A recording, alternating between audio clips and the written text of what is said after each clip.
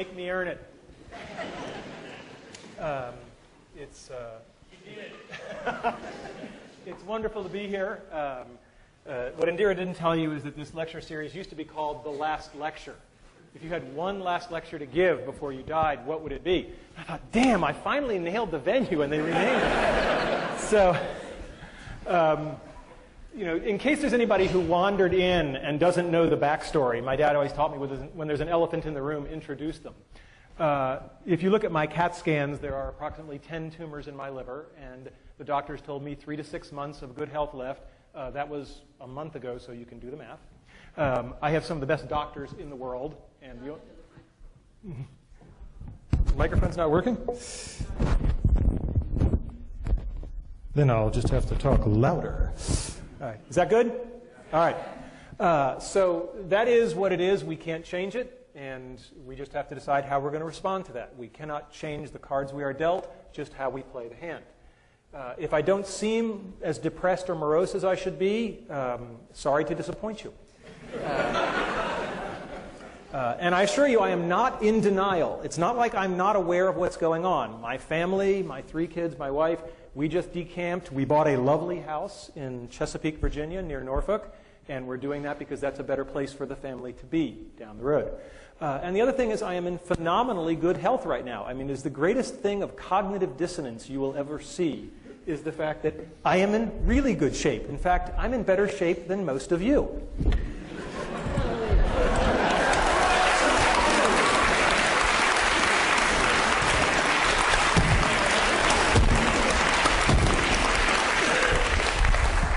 So anybody who wants to cry or pity me can come down and do a few of those, and then you may pity me.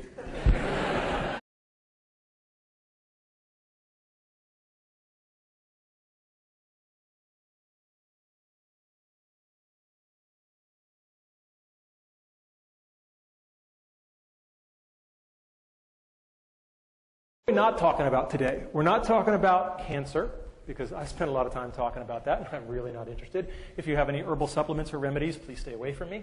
And we're not going to talk about things that are even more important than achieving your childhood dreams. We're not going to talk about my wife. We're not talking about my kids, because I'm good, but I'm not good enough to talk about that without tearing up. So we're just going to take that off the table. That's much more important. And we're not going to talk about spirituality and religion, although I will tell you that I have experienced a deathbed conversion. I just bought a Macintosh.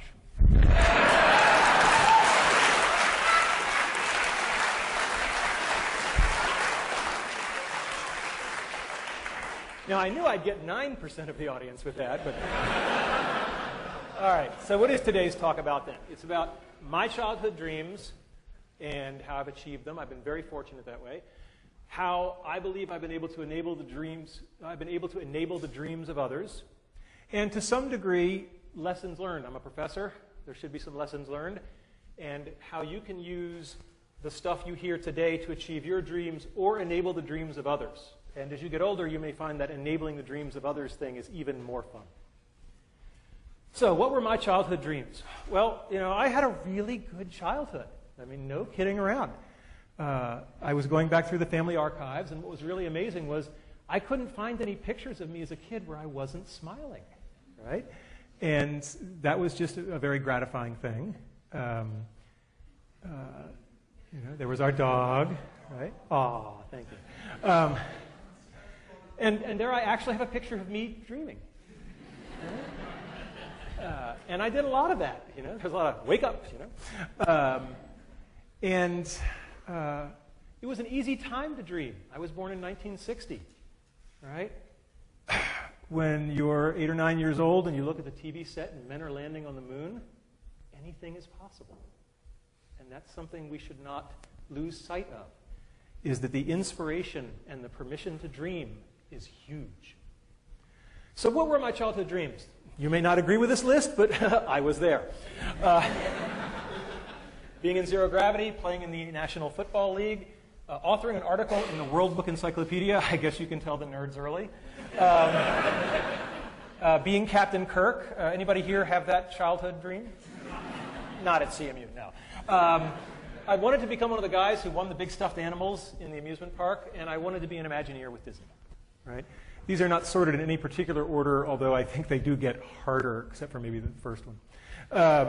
Okay, so being in zero gravity. Now, it's important to have specific dreams. I did not dream of being an astronaut, because when I was a little kid, I wore glasses, and they told me, oh, astronauts can't have glasses. And I was like, I didn't really want the whole astronaut gig. I just wanted the floating. So, and as a child, prototype 0.0. But that didn't work so well.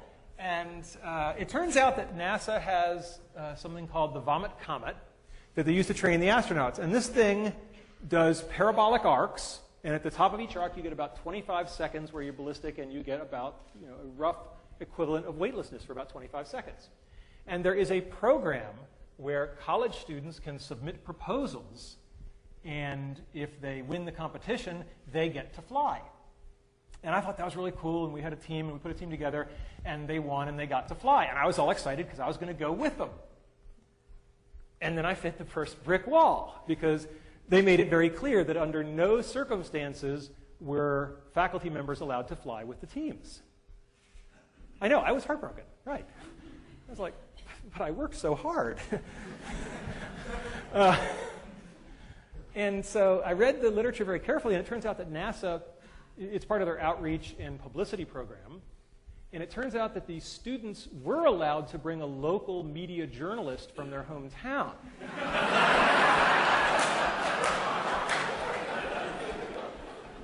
And Randy Pausch, web journalist. It's really easy to get a press pass. So I called up the guys at NASA, and I said, I need to know where to fax some documents. And they said, what documents are you going to fax us? I said, my resignation as the faculty advisor and my application as the journalist. And he said, that's a little transparent, don't you think? And I said, yeah, but our project is virtual reality, and we're going to bring down a whole bunch of VR headsets, and all the students from all the teams are going to experience it, and all those other real journalists are going to get to film it. Jim Foley's going, you bastard, yes. And the guy said, here's the fax number. So, and indeed, we kept our end of the bargain, and that's one of the themes that you'll hear later on in the talk, is have something to bring to the table, right, because that will make you more welcomed. And if you're curious about what zero gravity looks like, hopefully the sound will be working here. It's on. All right, go get him, Mozzie. This is fantastic. It's just amazing. It's nothing like I expected. We are having a great time. There I am. I don't think any of us have so far. This is awesome. You got one, Mozzie. That's good. Got a ball for you, Mons. You do pay the piper at the bottom. So, childhood dream number one? Check. All right, let's talk about football. My dream was to play in the National Football League. And most of you don't know that I actually no. No, I did not make it to the National Football League. But I probably got more from that dream and not accomplishing it than I got from any of the ones that I did accomplish. I had a coach. I signed up when I was 9 years old. I was the smallest kid in the league by far. And I had a coach, Jim Graham, who was 6'4". He had played linebacker at Penn State. He was just this hulk of a guy, and he was old school. Okay, I mean really old school. Like he thought the forward pass was a trick play.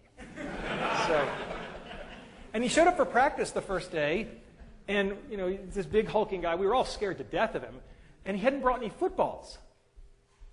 How are we going to have practice without any footballs? And one of the other kids said, excuse me, Coach, but there's no football. And Coach Graham said, right, how many men are on a football field at a time? So he said, 11 on a team, 22. And Coach Graham said, all right, and how many people are touching the football at any given time? Well, one of them. And he said, right, so we're going to work on what those other 21 guys are doing. And that's a really good story because it's all about fundamentals. Fundamentals, fundamentals, fundamentals. You've got to get the fundamentals down because otherwise the fancy stuff isn't going to work. And the other Jim Graham story I have is there was one practice where he just rode me, all practice. Just, you're doing this wrong, go back and do it again, you owe me, you're doing push-ups after practice. And when it was all over, one of the other assistant coaches came over and said, yeah, Coach Graham rode you pretty hard, didn't he? I said, yeah. He said, that's a good thing. He said, when you're screwing up and nobody's saying anything to you anymore, that means they gave up.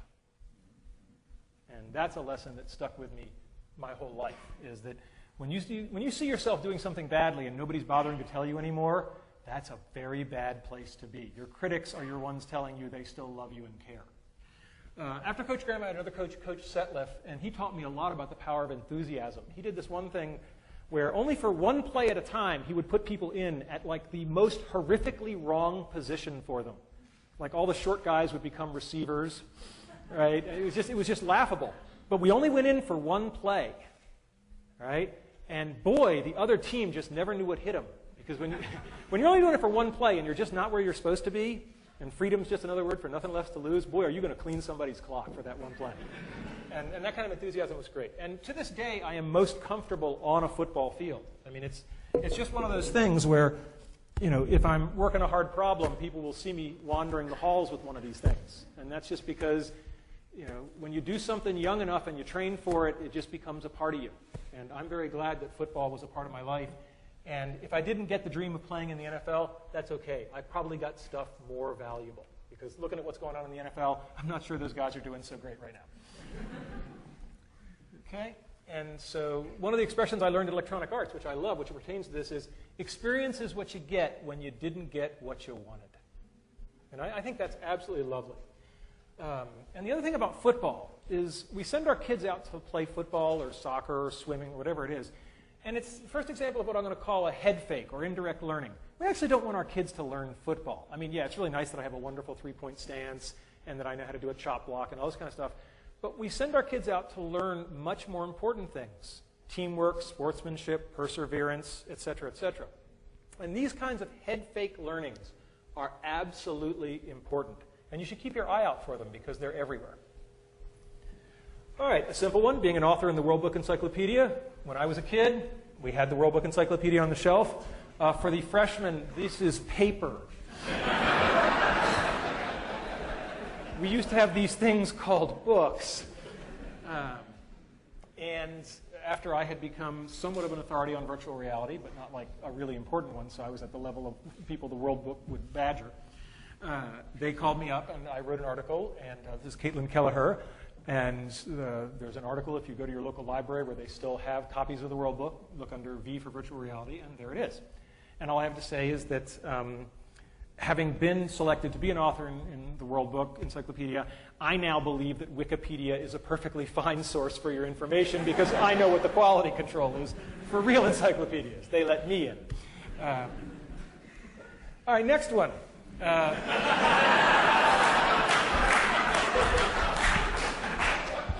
At a certain point, you just realize there's some things you're not going to do, so maybe you just want to stand close to the people. And, I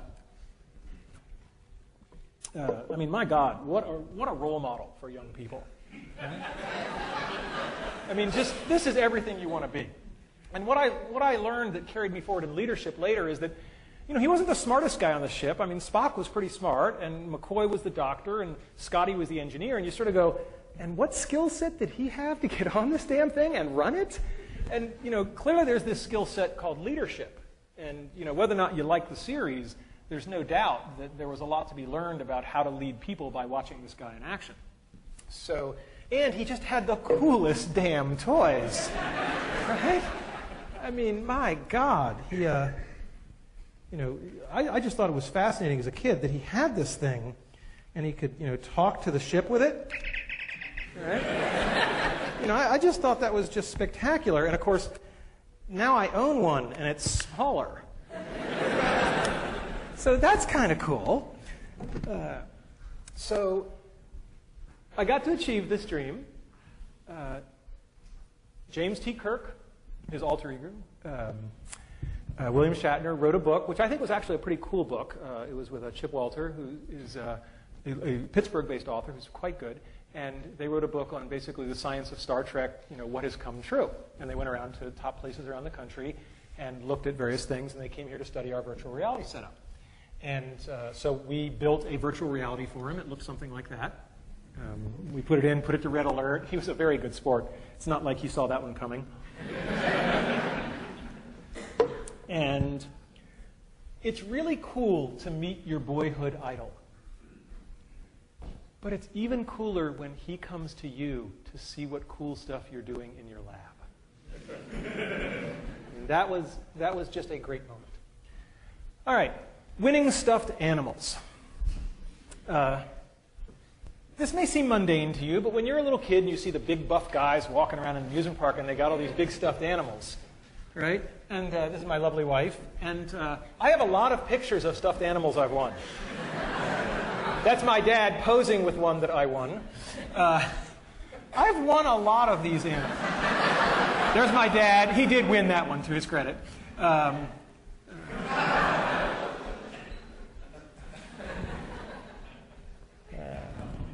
Right? And this was just a big part of my life and my family's life. But, I can hear the cynics. In this age of digitally manipulated things, maybe those bears really aren't in the picture with me, or maybe I paid somebody $5 to take a picture in the theme park next to the bear. And I said, how in this age of cynicism can I convince people? And I said, I know. I can show them the bears. Bring them out.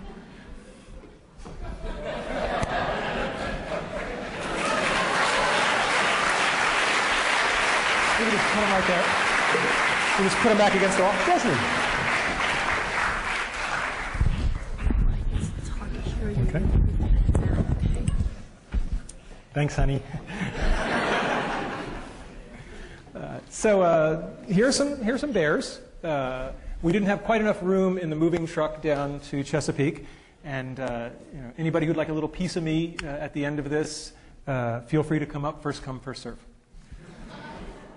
All right, my next one, being an Imagineer. This was the hard one. Believe me, getting to zero gravity is easier than becoming an Imagineer. When I was a kid, I was 8 years old, and our family took a trip cross-country to see Disneyland.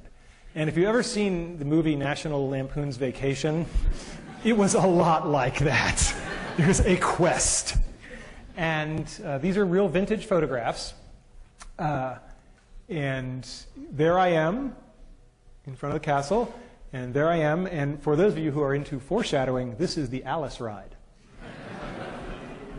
And I just thought this was just the coolest environment I'd ever been in. And instead of saying, gee, I want to experience this, I said, I want to make stuff like this. And so I bided my time, and then I graduated with my PhD from Carnegie Mellon, thinking that meant me infinitely qualified to do anything. And I dashed off my letters of application to Walt Disney Imagineering, and they sent me some of the damn nicest go-to-hell letters I've ever gotten. I mean, it was just, we have carefully reviewed your application, and presently we do not have any positions available which require your particular qualifications. Now think about the fact that you're getting this from a place that's famous for guys who sweep the street, right? So that was a bit of a setback. But remember, the brick walls are there for a reason, right? The brick walls are not there to keep us out. The brick walls are there to give us a chance to show how badly we want something. Because the brick walls are there to stop the people who don't want it badly enough. They're there to stop the other people. All right, fast forward to 1991. We did a system back at the University of Virginia called Virtual Reality on $5 a day.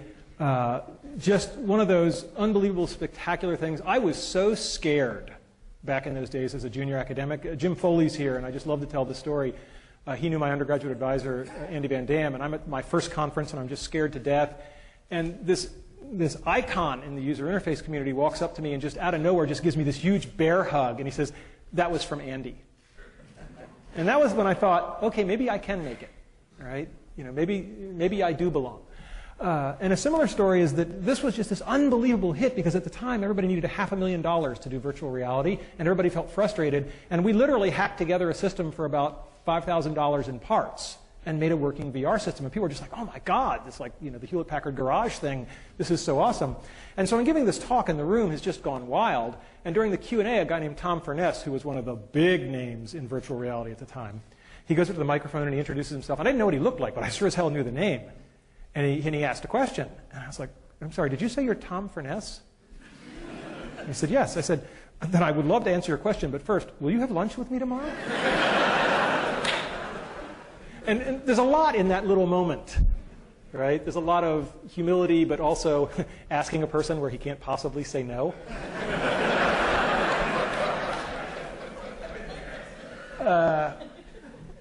And so Imagineering, a couple of years later, was working on a virtual reality project. This was top secret. They were denying the existence of a virtual reality attraction after the time that the publicity department was running the TV commercials.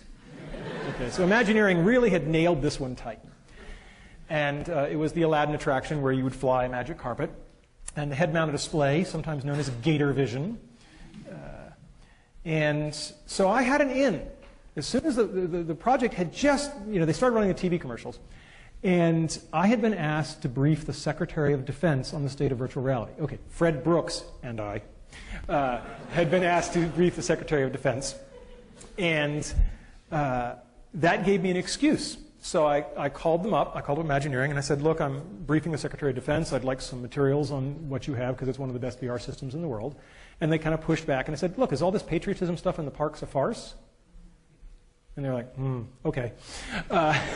They said, but the PR department doesn't, this is so new, the PR department doesn't have any footage for you, so I'm going to have to connect you straight through to the team who did the work. Jackpot. Right? So I find myself on the phone with a guy named John Snoddy, who is one of the most impressive guys I have ever met. And he was the guy running this team, and it's not surprising they had done impressive things. And so he sent me some stuff. We talked briefly. He sent me some stuff, and I said, hey, I'm going to be out in the area for a conference shortly. Would you like to get together and have lunch? Translation. I'm going to lie to you and say that I have an excuse to be in the area so I don't look too anxious. But I would go to Neptune to have lunch with you. And so John said, sure. And I spent something like 80 hours talking with all the VR experts in the world, saying, if you had access to this one unbelievable project, what would you ask? And then I compiled all of that, and I had to memorize it, which anybody who knows me knows that I have no memory at all, because I couldn't go in looking like a dweeb with, hi, question 72, right? So I went in, and this was like a 2-hour lunch, and John must have thought he was talking to, some phenomenal person, because all I was doing was channeling Fred Brooks and Ivan Sutherland and Andy Van Damme and people like that, and Henry Fuchs. So it's pretty easy to be smart when you're parroting smart people. And at the end of the lunch with John, I sort of, as we say in the business, made the ask. And I said, I have a sabbatical coming up. And he said, what's that?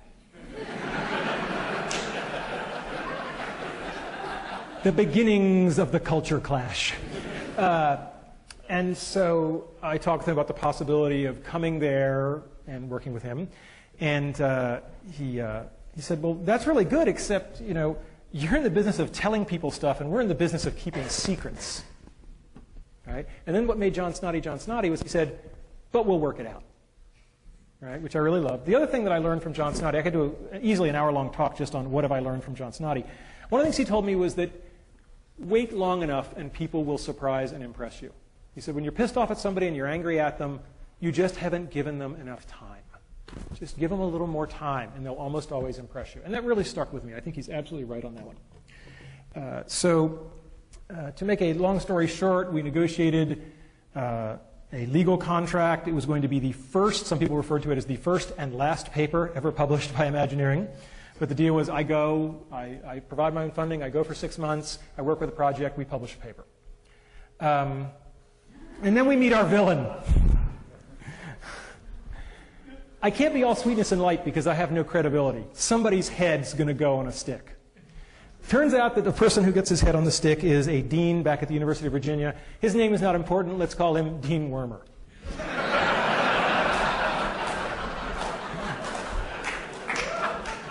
And Dean Wormer has a meeting with me where I say I want to do this sabbatical thing, and I've actually gotten the Imagineering guys to let an academic in, which is insane. I mean, if John hadn't gone nuts, this would never have been a possibility. It's a very secretive organization.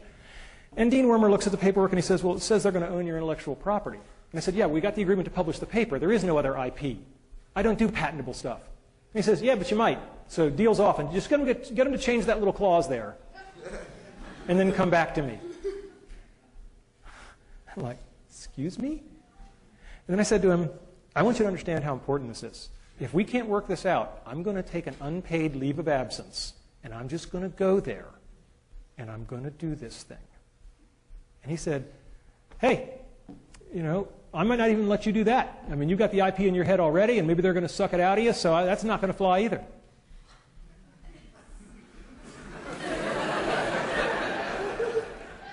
It's very important to know when you're in a pissing match. And it's very important to get out of it as quickly as possible. So I said to him, well, let's back off on this. Do we think this is a good idea at all? He said, I have no idea if this is a good idea. I was like, okay, well, we've got common ground there. Then I said, well, is this really your call? Isn't this the call of the Dean of Sponsored Research, if it's an IP issue? And he said, yeah, that's true. I said, so if he's happy, you're happy? Yeah, then I'd be fine. Like Wile E. Coyote, a little. And I find myself in Gene Block's office, who's the most fantastic man in the world. And I start talking to Gene Block, and I say, let's start at the high level, since I don't want to have to back out again. So let's start at the high level. Do you think this is a good idea? He said, well, if you're asking me if it's a good idea, I don't have very much information. All I know is that one of my star faculty members is in my office, and he's really excited, so tell me more. Here's a lesson for everybody in administration. They both said the same thing. But think about how they said it. Right? I don't know. Well, I don't have much information, but one of my star faculty members is here, and he's all excited, so I want to learn more. They're both ways of saying I don't know, but boy, there's a good way and a bad way. So anyway, we got it all worked out. I went to Imagineering, sweetness and light, and all's well that ends well. Some brick walls are made of flesh. So I worked on the Aladdin project. It was absolutely spectacular. I mean, just unbelievable. Here's my nephew Christopher. This was the apparatus. You would sit on this sort of motorcycle type thing, and you would steer your magic carpet, and you would put on the head-mounted display. The head-mounted display was very interesting. It had two parts, and it was a very, very clever design. To get throughput through, the only part that touched the guest's head was this little cap, and everything else clicked onto it, all the expensive hardware. So you could replicate the caps because they were basically free to manufacture. And this is what I really did, as I was a cap cleaner during this event. I loved Imagineering. It was just a spectacular place. Just spectacular. Everything that I had dreamed. I love the model shop. People crawling around on things the size of this room that are just big physical models. It was just an incredible place to walk around and be inspired. I'm always reminded of when I went there and people said, do you think the expectations are too high? And I said, you ever see the movie Charlie and the Chocolate Factory, Willy Wonka and the Chocolate Factory, where Gene Wilder says to the little boy Charlie, he's about to give him the chocolate factory, he says, well, Charlie, did anybody ever tell you the story of the little boy who suddenly got everything he ever wanted? Charlie's eyes get like saucers, and he says, no, what happened to him? Gene Wilder says, he lived happily ever after. Okay, so working on the Aladdin VR, I described it as a once in every 5 years opportunity, and I stand by that assessment. It forever changed me. It wasn't just that it was good work and I got to be a part of it, but it got me into the place of working with real people and real HCI, user interface issues. Most HCI people live in this fantasy world of white-collar laborers with PhDs and master's degrees, and until you got ice cream spilled on you, you're not doing field work, right? And more than anything else from John Snoddy, I learned how to put artists and engineers together, and that's been the real legacy. We published a paper, just a nice academic cultural scandal. When we wrote the paper, the guys at Imagineering said, well, let's do a nice big picture, like you would in a magazine. And the SIGGRAPH committee, which accepted the paper, it was like this big scandal. Are they allowed to do that? There was no rule. So we published the paper, and amazingly, since then, there's a tradition of SIGGRAPH papers having color figures on the first page. So I've changed the world in a small way. And then at the end of my 6 months, they came to me and they said, you want to do it for real? You can stay.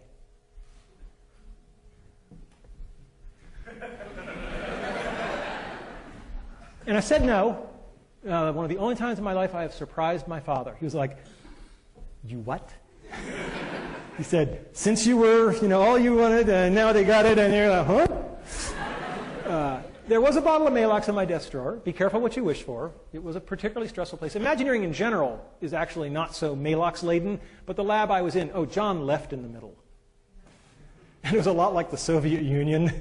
It was a little dicey for a while. But it worked out okay. And if they had said, stay here or never walk in the building again, I would have done it. I would have walked away from tenure. I would have just done it. But they made it easy on me. They said, you can have your cake and eat it too. And I basically become a day a week consultant for Imagineering, and I did that for about 10 years. And that's one of the reasons you should all become professors. Right? Because you can have your cake and eat it too. Okay? I went on and consulted on things like Disney Quest, so there was the Virtual Jungle Cruise, and the best interactive experience I think ever done, and Jesse Schell gets the credit for this, Pirates of the Caribbean. Wonderful at Disney Quest.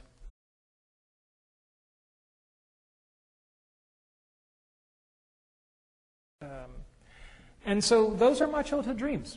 And, you know, that's pretty good. I felt good about that.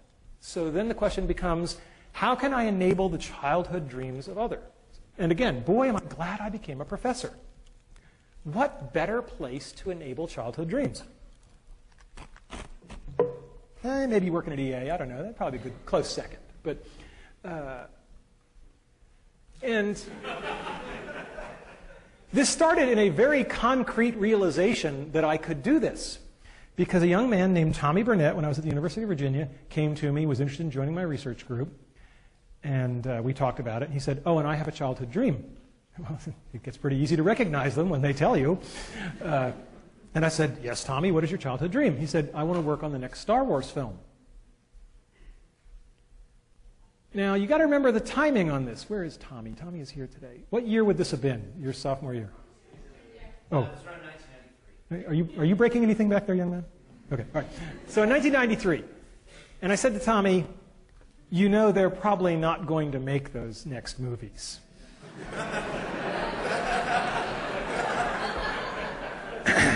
And he said, no, they are.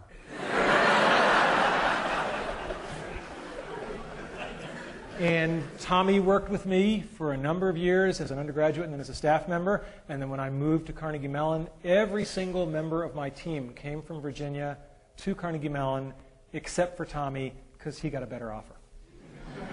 And he did indeed work on all 3 of those films. I've met so many wonderful people along the way. Loyalty is a two-way street. There was a young man named Dennis Cosgrove at the University of Virginia. And when he was a young man, let's just say things happened. And I found myself talking to a dean. And the dean, no, not that dean. And anyway, this dean really had it in for Dennis, and I could never figure out why, because Dennis was a fine fellow. But for some reason, this dean really had it in for him. And I ended up basically saying, no, I vouched for Dennis. And the guy says, you're not even tenured yet. And you're telling me you're going to vouch for this sophomore or junior or whatever? I think it was a junior at the time. I said, yeah, I'm going to vouch for him because I believe in him. And the dean said, and I'm going to remember this when your tenure case comes up. I said, deal. I went back to talk to Dennis, and I said, I would really appreciate you. That would be good. But loyalty is a two-way street. I mean, that was God knows how many years ago, but that's the same Dennis Cosgrove who's carrying Alice forward. He's been with me all these years, right? And, you know, if we only had one person to send in a space probe to meet an alien species, I'm picking Dennis.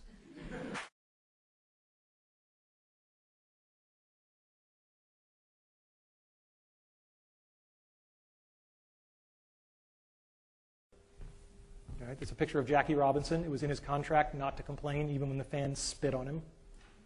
All right? Be good at something. It makes you valuable. Work hard. People, I got tenure a year early, as Steve mentioned. Junior faculty members used to say to me, wow, you got tenure early. What's your secret? I said, it's pretty simple. Call me any Friday night in my office at 10 o'clock and I'll tell you. Find the best in everybody. One of the things that John Snoddy, as I said, told me is that you might have to wait a long time, sometimes years, but people will show you their good side. Just keep waiting, no matter how long it takes. No one is all evil. Everybody has a good side. Just keep waiting. It will come out. And be prepared. Luck is truly where preparation meets opportunity. So today's talk was about my childhood dreams, enabling the dreams of others, and some lessons learned. But did you figure out the head fake? It's not about how to achieve your dreams. It's about how to lead your life. If you lead your life the right way, the karma will take care of itself. The dreams will come to you. Have you figured out the second head fake? Talk's not for you. It's for my kids. Thank you all. Good night.